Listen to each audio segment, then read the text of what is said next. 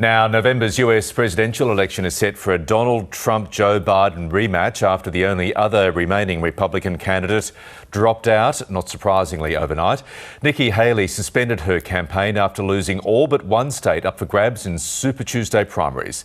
Our North America correspondent Barbara Miller joins us now from Charlottesville, Virginia. Barb, good morning. What did Nikki Haley say? Well, it was a very brief speech, Michael. It was less than 4 minutes all up.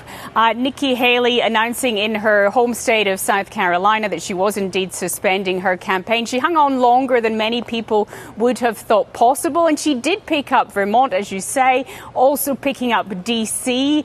at the weekend, but it just wasn't enough. Here in Charlottesville, Virginia, she actually got 74% of the vote, but these were pockets of support, and Donald Trump really had a resounding win across the board in Super Tuesday. She acknowledged that Trump would likely be the Republican nominee in the presidential election. She said she had no regrets, and she again quoted Margaret Thatcher, saying that you should never follow the crowd. Now, when other people have dropped out of the race, think Ron DeSantis or Tim Scott, they have endorsed Donald Trump. Nikki Haley decided not to do that.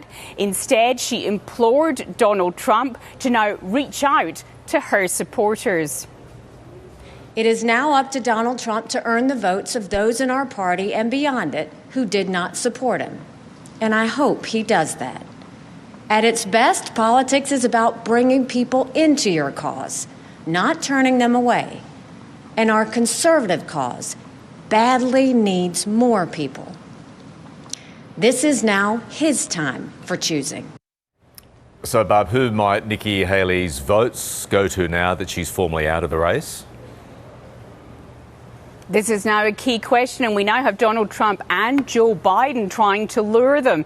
Donald Trump put out a social media post. He said that Nikki Haley got trounced in capital letters, but he did extend an invite to her supporters to join his Make America Great movement. And we also heard from President Joe Biden acknowledging that there were differences between his campaign and those who voted for Nikki Haley, but he said he thought there was a place for them in his campaign.